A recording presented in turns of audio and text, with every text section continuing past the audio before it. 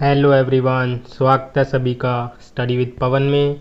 मैं हूं आपका दोस्त पवन, लेकर हाजिर हूं इंडियन पॉलिटी का टॉपिक जिसका नाम है सोर्सेज ऑफ इंडियन कॉन्स्टिट्यूशन।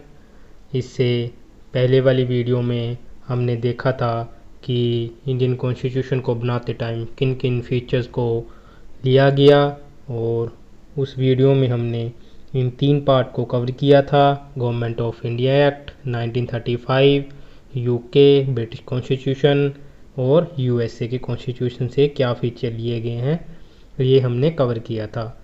और इस वीडियो में हम इन 7 तक पार्ट को कवर करेंगे। रशिया, ऑस्ट्रेलिया, जर्मनी, कनाडा से के कॉन्स्टिट्यूशन से हमने कौन कौन से फीचर्स लिए, ये इस वीडियो में हम कवर करने वाले हैं। तो वीडियो को लास्ट तक ज़रूर देखना।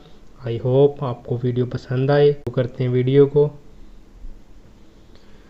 सबसे पहले है यूएसए, सोवियत संघ, जिसका पहले नाम था और अब इसका नाम है रशिया।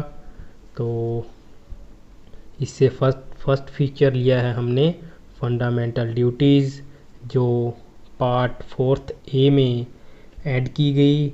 ए का मतलब कि वो अमेंडमेंट के बाद ऐड हुई हैं, और जिसका आर्टिकल है 51 ए। और ये इससे पहले कॉन्स्टिट्यूशन में नहीं थी। इनको 42nd अमेंडमेंट जो कि 1976 को हुई थी, इसमें ऐड किया गया। उस टाइम 10th ड्यूटीज़ कॉन्स्टिट्यूशन में ऐड की गई। इस अमेंडमेंट को मिनी कॉन्स्टिट्यूशन भी कहा जाता है। और इसके बाद 2002 में 86th अमेंडमेंट हुई, 11th ड्यूटी ऐड की गई, जिसमें ऐड किया गया कि पेरेंट्स की ड्यूटी है कि वो अपने बच्चों को ये अपॉर्चुनिटी दें जिनकी एज 6 से 14 ईयर तक है। उनको फ्री एजुकेशन, जो सर्व शिक्षा अभियान के तहत गवर्नमेंट स्कूल है उनमें प्रोवाइड की जा रही है, उनको अपॉर्चुनिटी मिलनी चाहिए।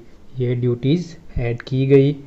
और इसके बाद आता है 5 ईयर प्लान, जो हमने रशिया से लिया है। और इससे पहले ये 5 ईयर प्लान का नाम प्लानिंग कमीशन इसके तहत वो तैयार करते थे, और इसका नाम चेंज हुआ जनवरी 2015 को। इसके बाद इसका नाम नीति आयोग रखा गया, और तब से ही 5 ईयर प्लान की प्लानिंग तो नीति आयोग ही कर रहा है। इसका टाइम पीरियड था 1951 से 2017 तक, जिसमें 12 टारगेट रखे गए थे 5 ईयर प्लान में, जिसमें जैसे नरेगा और सर्व शिक्षा अभियान और जो मिड डे मील मिलता है गवर्नमेंट स्कूल में, इसके तहत ही ये योजना शुरू की गई हैं। बट ये अब एक्सपायर हो चुका है, 2017 तक था ये। तो अब नेक्स्ट पार्ट पे चलते हैं। नेक्स्ट है ऑस्ट्रेलिया। ऑस्ट्रेलिया के कॉन्स्टिट्यूशन से हमने क्या कुछ लिया है, देखते हैं। फर्स्ट फीचर है कॉन्करेंट लिस्ट, जो हमारे कॉन्स्टिट्यूशन में गिवन है। Union list, state list, concurrent list, उसका ही एक पार्ट है कॉन्करेंट लिस्ट, जिसमें 52 सब्जेक्ट मैटर दिए गए हैं। इसमें यह बताया गया है कि लॉ की पावर सेंटर और पार्लियामेंट के पास है, जिसमें 52 सब्जेक्ट हैं।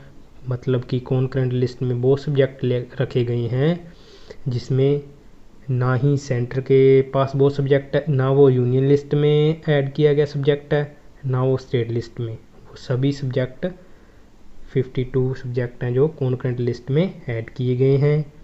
और सेकंड है लैंग्वेज ऑफ प्रीएम्बल। प्रीएम्बल हमने लिया है यूएसए से, और इसकी लैंग्वेज अडेप्ट की है हमने ऑस्ट्रेलिया से। और जो 42nd अमेंडमेंट हुई 1976 को, उसमें बताया गया कि ये 3 वर्ड ऐड किए जाएंगे कॉन्स्टिट्यूशन में प्रीएम्बल में: सोशलिस्ट, सेकुलर, इंटीग्रिटी। इन इस अमेंडमेंट को आने वाली वीडियो में अच्छे से कवर करेंगे और आपका कंसेप्ट क्लियर होगा, डाउट क्लियर होगा। और थर्ड फीचर है provision regarding trade, commerce and intercourse, और जिसका आर्टिकल है 301 से 307 तक, जिसमें बताया गया है कि ट्रेड की फ्रीडम मिली है और बट पब्लिक इंटरेस्ट के लिए पार्लियामेंट या सेंटर रिस्ट्रिक्शन भी लगा सकता है और इसके लिए वो अथॉरिटी बना सकता है, इसके लिए लॉ बना सकता है जब भी कोई डिस्प्यूट हो जाए किसी कंट्री के बीच या किसी स्टेट के बीच। फोर्थ फीचर है हमारा जॉइंट सिटिंग बोथ हाउसेस की, मतलब कि लोकसभा राज्यसभा, जिसका आर्टिकल है 108। ये सिचुएशन तब बनती है जब डेडलॉक हो जाए, मतलब कि कोई भी बिल पेश हुआ, जैसे एग्जांपल बताता हूँ आपको, लोकसभा में पेश हुआ तो राज्यसभा में जाके वो रिजेक्ट हो रहा है। जहाँ कोई भी बिल है राज्यसभा में पेश हुआ, लोकसभा में 6 मंथ के लिए पड़ा है, उस पर कोई डिसीजन नहीं लिया गया, तो उस सिचुएशन में प्रेसिडेंट कॉल करते हैं दोनों हाउसेस को, तो वो इसको बिठाते हैं और इसका रिज़ल्ट डिक्लेयर करते हैं। उस टाइम जो बोथ हाउसेस की सिटिंग होती है, जॉइंट सिटिंग होती है, उसको presiding officer speaker of Lok Sabha होते हैं, वो इसको प्रिसाइड करते हैं। और नेक्स्ट पार्ट पे चलते हैं। नेक्स्ट पार्ट है हमारा जर्मनी का कॉन्स्टिट्यूशन, जिसे वाइमारवी कॉन्स्टिट्यूशन भी कहा जाता है। इससे हमने suspension of fundamental right during emergency ये फीचर लिया है, मतलब कि एमरजेंसी के दौरान जो भी हमारे फंडामेंटल राइट हैं सस्पेंड हो जाते हैं। ये फीचर्स हमने जर्मनी से लिया है। इसके बारे में देखते हैं एक्सप्लेनेशन क्या है। आर्टिकल 358 बताता है कि इमरजेंसी के दौरान सभी फंडामेंटल राइट डिलीट हो जाएंगे, सस्पेंड हो जाएंगे। और आर्टिकल 359 प्रेसिडेंट को पावर देता है कि वो एक प्रोविज़न जारी कर सकते हैं जिसके तहत हमारे सारे फंडामेंटल राइट 12 से 35 सभी सस्पेंड कर सकते हैं वो। बट इसके बाद 1978 को एक अमेंडमेंट हुआ, 44th अमेंडमेंट, जिसके तहत ये बताया गया, ये गिवन किया गया, कॉन्स्टिट्यूशन में ऐड किया गया कि आर्टिकल 20 एंड 21 सस्पेंड नहीं होंगे इमरजेंसी के दौरान। और इससे हमको आने वाली वीडियो में मैं अच्छे से एक्सप्लेन करूँगा। जब फंडामेंटल राइट की वीडियो शुरू करूँगा तो उसमें आपको अच्छे से एक्सप्लेनेशन मिलेगी। तो नेक्स्ट पार्ट है हमारा कनाडा। कनाडा से हमने लिया है appointment of governor by the centre. इससे पहले फर्स्ट पार्ट में हमने कवर किया था कि ऑफिस ऑफ गवर्नर हमने लिया था गवर्नमेंट ऑफ इंडिया एक्ट 1935 से, और यहाँ पे हमने लिया है appointment of governor by the centre. इसमें आपको कोई भी डाउट नहीं होना चाहिए, कंफ्यूजन मत रखना। तो इसका आर्टिकल है 152 से 162 तक। इसमें बताया गया है कि फुल प्रोसेस क्या होगा अपॉइंटमेंट का। और नेक्स्ट है federation with a strong centre.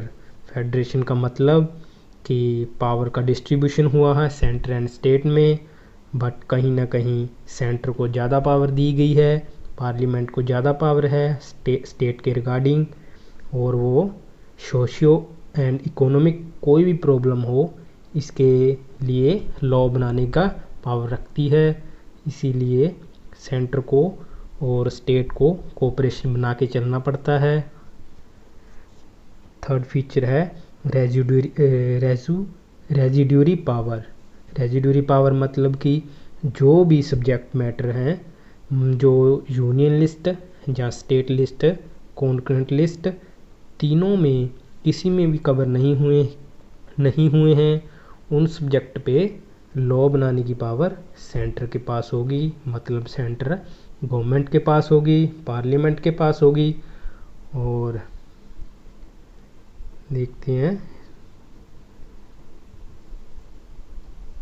इसी के साथ आज का वीडियो फिनिश करते हैं। Thank you for watching. Subscribe my channel, और ये बिल्कुल फ्री है। सब्सक्राइब बटन जो यूट्यूब ने प्रोवाइड किया है, इसका कोई पैसा नहीं है। तो so please subscribe my channel. Thank you for watching.